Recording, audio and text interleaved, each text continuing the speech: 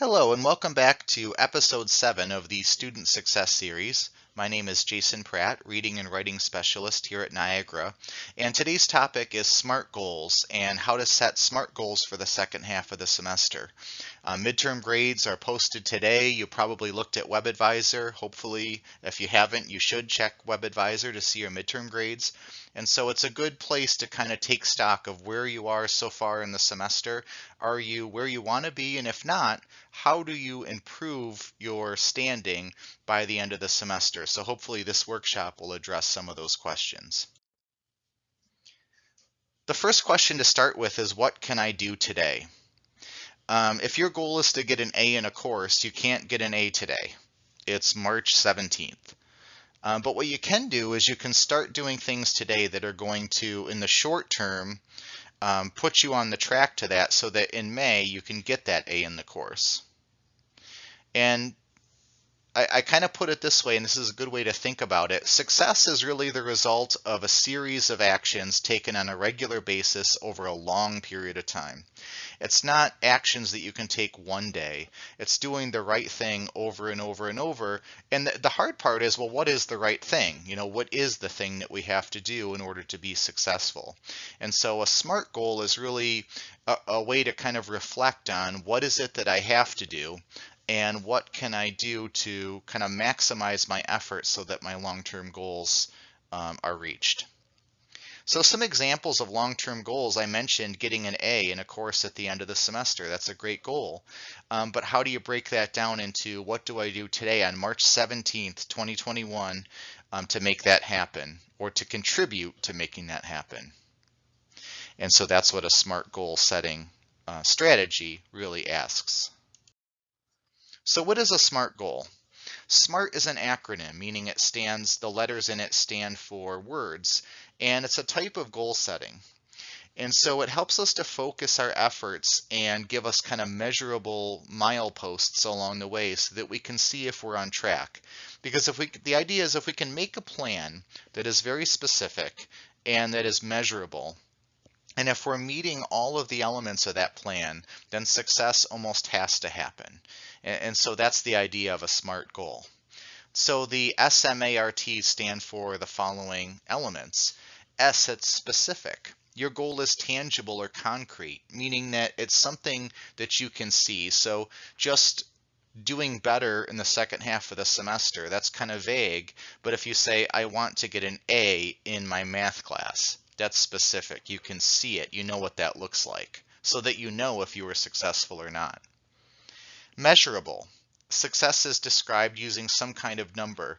And so you might say, I will study 3 hours a day, 3 times a week for the next 3 weeks. Those are numbers. After 3 weeks, we can look back. Did I study 3 times a day, or 3 hours a day for 3 times a week? For 3 weeks, if we did that, then we know that we met that goal. And so that's why that's important to have some kind of accountability to yourself, the measurable aspect. Achievable. Reaching the goal is literally possible. You could literally study 3 hours a day, 7 days a week, but that's probably not realistic, which brings us to the R in SMART. The goal has to be reasonable. Don't say, if you aren't really accustomed to studying for a particular class for long periods of time, don't set a goal that you'll study for 5 hours a day, 7 days a week, because you're setting yourself up to not reach the goal. And so what you want to do is set yourself up for success in your goal. So make the goal reasonable.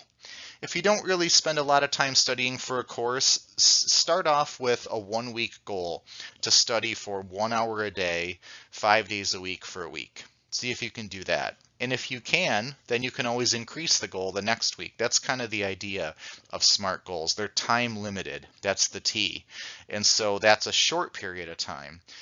Remember, the idea is, what can we do today, next week, and the week after that's going to help that long-term goal come true. So an example of a SMART goal, if you're talking about fitness, something a little bit different, for the month of March, I will work out 3 times a week for at least 30 minutes each session. It's specific, 3 times a week, 30 minutes a session, month of March. It's measurable because we can say, did we work out for 30 minutes? Okay. Was it 3 times a week? Okay, so we know if we met it in that respect. It's achievable. It's literally possible to do that. It seems reasonable, and it's a time frame that we can kind of wrap our heads around, the month of March. So that allows us to look back at the end of the month and see if we met our goal. So how do you turn your goals into SMART goals? For example, you might have a goal that says, I want to improve my grades in the second half of the semester. And that's a great goal, but you really want to think about, what does that look like? What does it mean to improve your grades, and in what course? The more specific you can be, the better, because the more specific your goals are, the more specific your actions can be that will help you meet those goals. So consider the following questions. Is there a particular course you have in mind? Is it a math course, an English course, a history course, a biology course? If your answer is every course, then you want to create SMART goals for each course, following the same process. Also consider, what would it look like? Try to be as specific as you can. So maybe it's something like, I want to earn at least a B in each class this semester.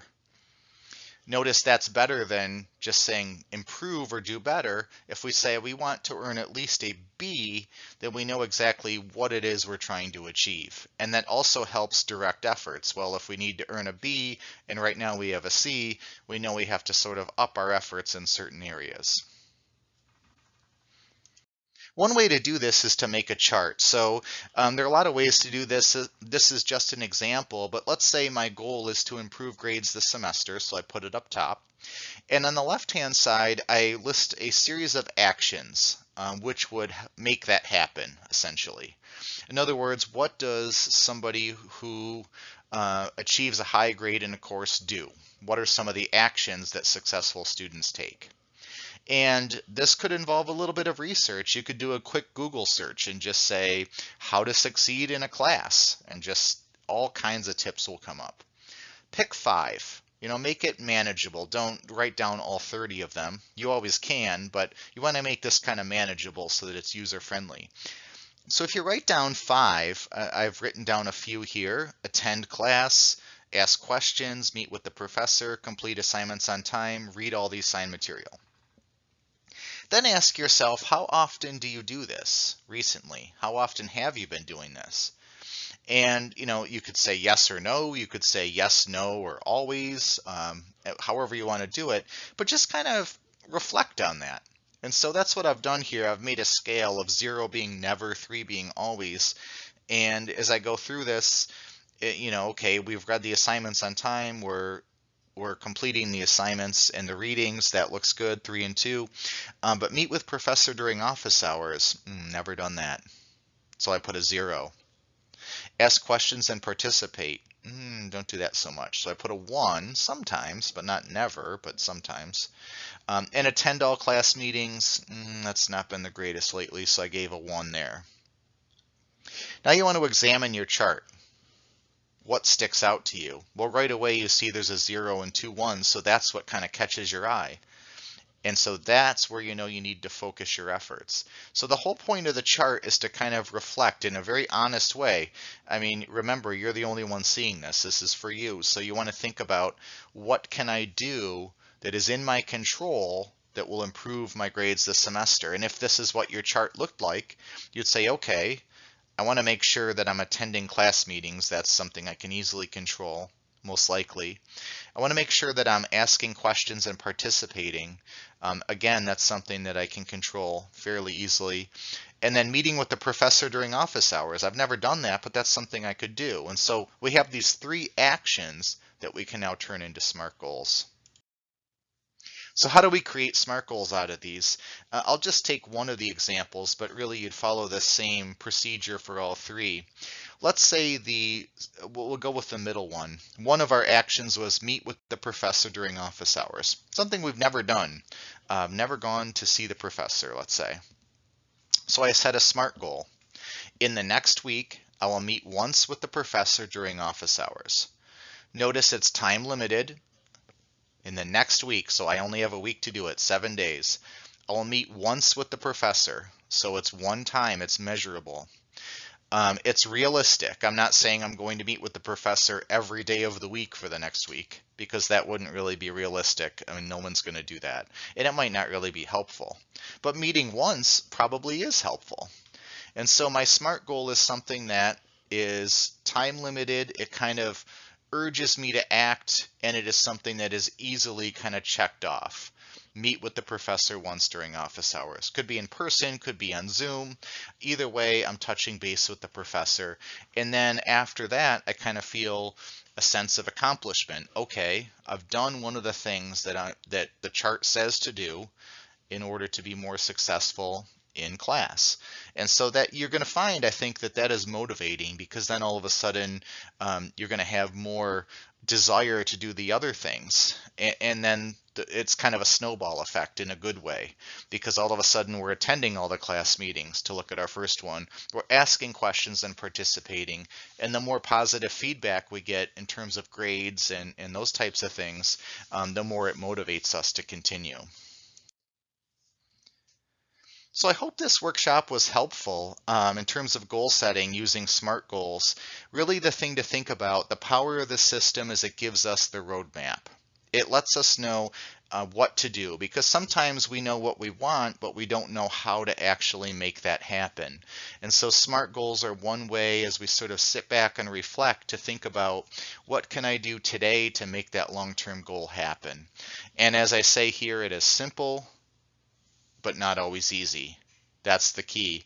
It's simple in a sense. We know if we want to be successful in class, we need to show up every day, ask questions, go to the office hours, turn everything in.